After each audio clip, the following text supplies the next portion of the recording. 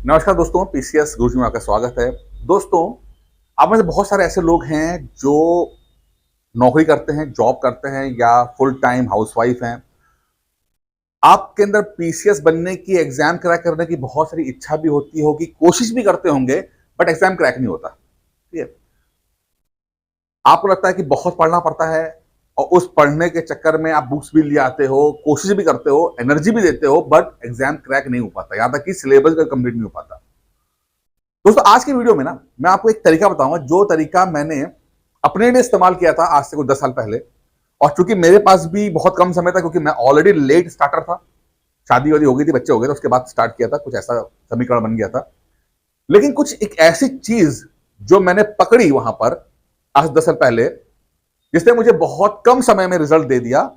यकीन मानिए, आज मैं वो डिस्कस करूंगा आपसे। आप भी, अगर आपको लगता है कि आपके पास समय कम है और अगर आपने उस चीज को समझ लिया, इंप्लीमेंट कर लिया, शिद्दत से आपने उस पर लग गए, तो आप भी कम टाइम में, कम मेहनत के अंदर, कम रिसोर्सेस में एग्जाम क्रैक कर ले जाओगे। ये मेरा आपसे प्रॉमिस है। मैंने इसको जो नाम दिया है, वो नाम दिया है the core strategy. Core strategy क्या है? कोर स्ट्रेटजी को समझते हैं। देखिए, हर दुनिया में हर एक चीज का एक कोर होता है, मुख्य मुख्य चीज होती है। क्या मुख्य होता है? आपने देखा, पॉलिटिकल पार्टीज देखी होंगी, कांग्रेस, बीजेपी, सपा, बसपा, सबके कोर वोट बैंक हैं। और कोर का मतलब है कि मुख्य बैंक। उनका मकसद क्या होता है कि हमारे कोर वोट बैंक जो है उससे मैक्सिमम वोट आ जाए। यानी बीजेपी का अगर कोर वोट बैंक है, वो सोचेगा कि 100 से 100% हमारे वोट बैंक हमें वोट देते, बाकी छूटे फूटे वोट हम यहां से बाकी जगह से ले लेंगे। ठीक है, वही कांग्रेस करती है, वही बसपा, सपा सब करते हैं। अगर यही चीज को हम पीसीएस के एग्जाम में इंप्लीमेंट करते तो कैसे होगा? यानी कि अगर हम अपना कुछ पोर्शन मजबूत कर लें, कुछ पोर्शन, और उसमें से मैक्सिमम स्कोर निकाल लें, यानी कि कुछ पोर्शन जो है उसको अपना कोर बनाएं और उसमें से मैक्सिमम नंबर हम स्कोर कर ले जाएं, ठीक है, तो हमारा एग्जाम क्रैक हो जाएगा। यह है कोर स्ट्रेटजी। अब क्या हो, वो क्या चीज हो जो हमारा कोर बनेगा? हो सकता है कि किताब हो सकती है। जैसे आप बोलो कि भाई मैं तो ना किताब किताब पढ़ लूंगा, मैं फलाना किताब पढ़ लूंगा, मैं ढिमकाना किताब पढ़ लूंगा, उससे हो जाएगा। बिल्कुल सही है। कुछ ऐसा ही मैंने भी किया था। जब मैं पहली बार देने आया एग्जाम पीसीएस का यहाँ पर, तो मैंने कुछ स्टडी किया इसको, पहले मैंने एनालाइज किया उसको, एक तरीका, एक पैटर्न समझने की कोशिश की। उस पैटर्न में मैंने कुछ देखा कि यहाँ पर क्वेश्चंस एक पर्टिकुलर फ्रीक्वेंसी पर चल रहे हैं। यहाँ पे जो रेंज है वो एक पर्टिकुलर रेंज में क्वेश्चंस जो हैं वो चलते हैं। आउट ऑफ रेंज क्वेश्चंस बहुत कम होते हैं। यानी कि यहाँ पर लगभग 80% से क्वेश्चन जो है वो एक रेंज में चलते हैं। इस रेंज से बाहर क्वेश्चंस कम जाते हैं। तो मैंने एक अपनी स्ट्रेटजी बनाई। उसमें मैंने एक बोला कि पहले मैं समझाऊं कि दो तरह के सवाल थे यहाँ पर। एक ऐसे थे जो कि जिनको टारगेट कर सकते थे हम, जिनको हम टारगेट कर सकते, यानी कि लगभग 100 से 110 क्वेश्चन ऐसे थे जिनको टारगेट मैंने किया। ये क्वेश्चन कौन से थे?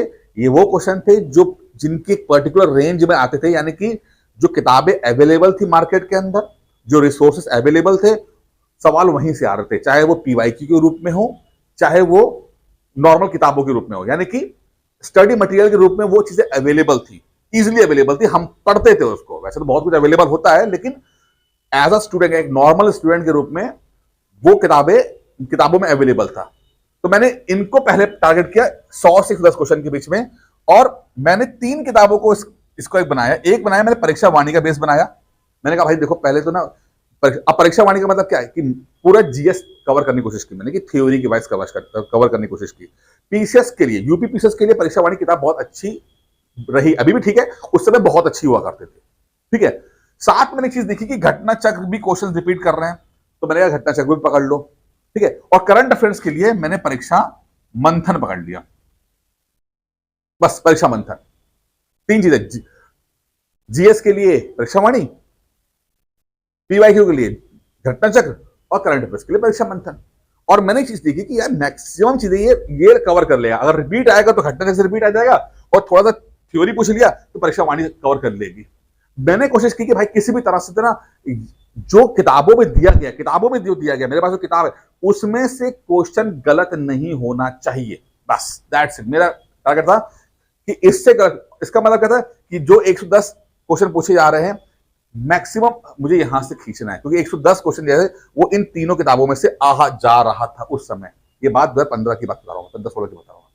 ठीक है, मैंने क्या किया, कोशिश करके इसमें से लगभग 85 से 90 क्वेश्चन राइट करने का प्लान बनाया, जो कि हुआ मैक्सिमम, मतलब यानी कि मेरे कोर, ये मेरा कोर था, उसमें मैंने सबसे ज्यादा नंबर स्कोर करने की कोशिश की, जो कि फायदा हुआ। बाकी जो क्वेश्चन थे लगभग 40 से 50 क्वेश्चन, इसमें मेरी था कि भाई अब कुछ ना कुछ क्वेश्चन फंस ही आता है, ऐसा नहीं है, 10 से 15% जो भी चीजें अगर आ जाएंगी तो काम चल जाएगा।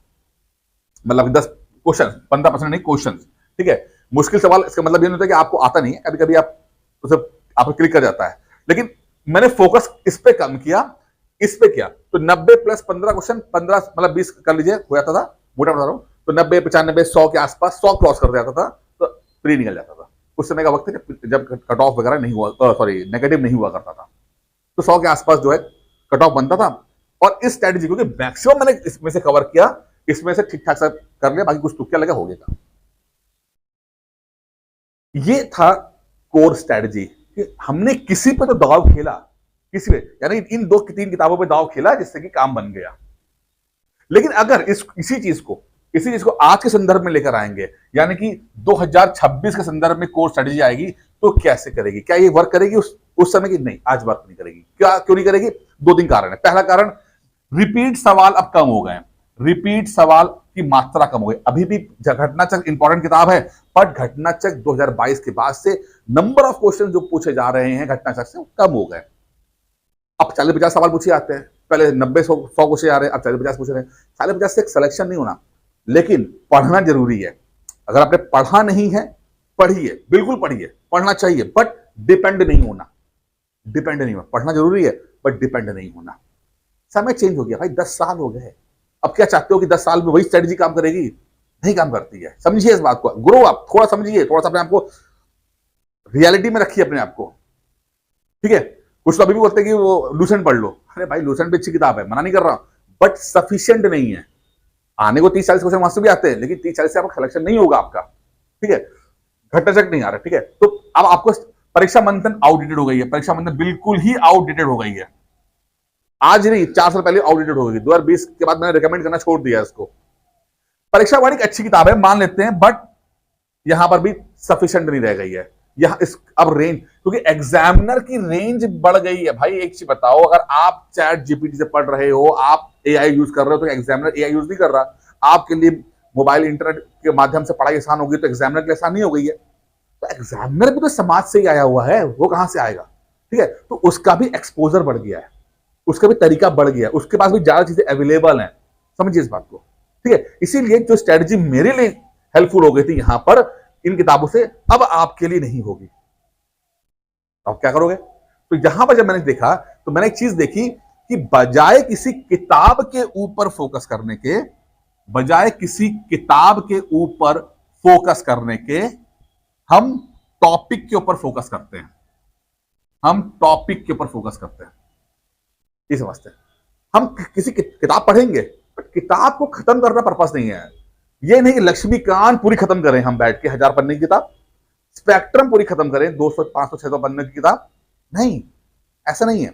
हम टॉपिक देखेंगे, हम टॉपिक को आइडेंटिफाई करेंगे और टॉपिक के हिसाब से पढ़ाई करेंगे, तब हो जाएगा। ठीक है, मेरा टारगेट, मैंने जो एनालाइज किया उसमें ये देखा मैंने कि लगभग 100 से 125 टॉपिक ऐसे हैं जिनको हम टारगेट कर सकते हैं, जो एक रेंज में चलते हैं। यानी कि वही मैंने कहा ना, एक रेंज, फ्रीक्वेंसी रेंज में करती है ये।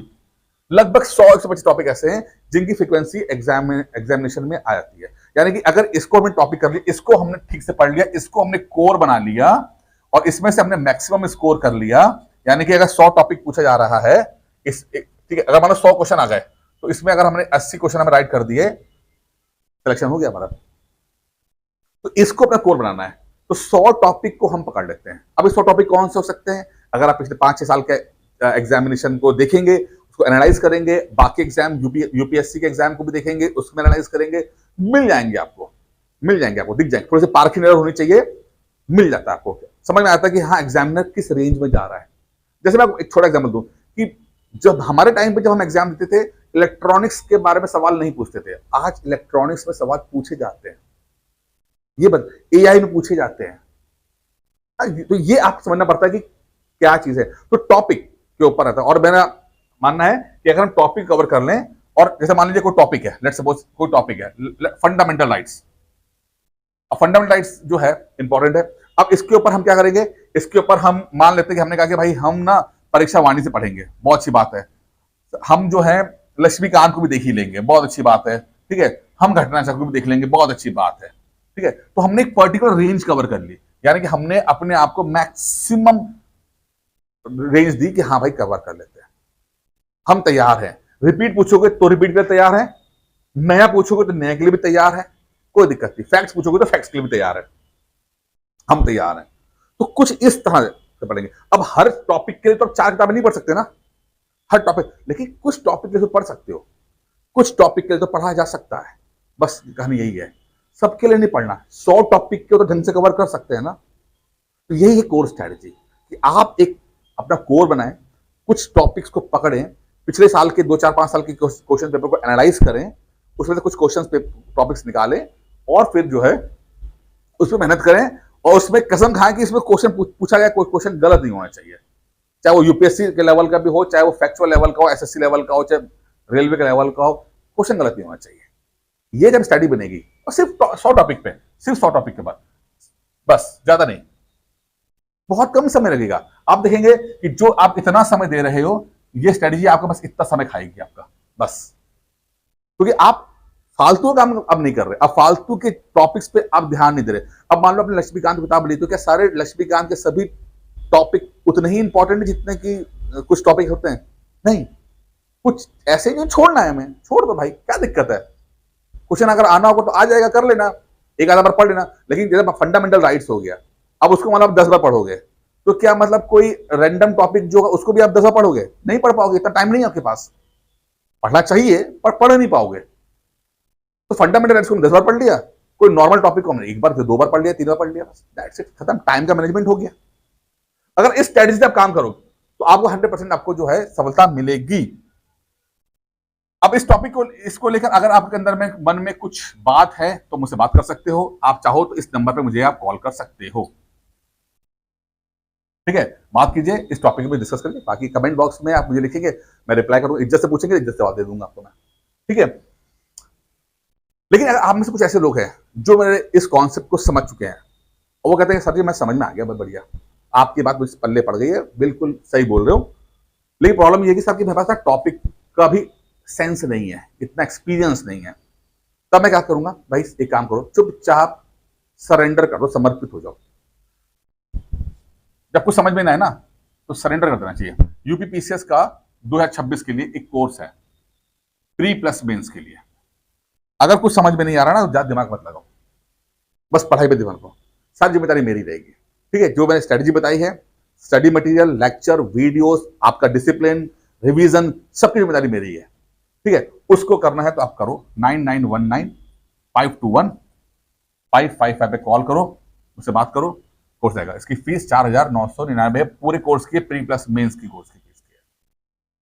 बस कुछ करो, टाइम मत वेस्ट करो, अभी टाइम बहुत है 26 के लिए, बहुत है। मैं प्रॉमिस करता हूं आपको कि इस समय में आपके एग्जाम्स क्रैक हो जाएंगे, कुछ ना कुछ एग्जाम पक्का क्रैक होगा, मेरी जिम्मेदारी, व्यक्तिगत जिम्मेदारी बता रहा हूं मैं आपको, मैं, ठीक है। तो या तो स्वयं कर सको तो बहुत अच्छी बात है, नहीं कर पा रहे हो तो मैंने आपको दे दिया है, आप ज्वाइन कर सकते हो। बाकी कुछ पूछना हो तो कॉल कर लीजिएगा, कमेंट बॉक्स में दे दीजिएगा। नमस्कार।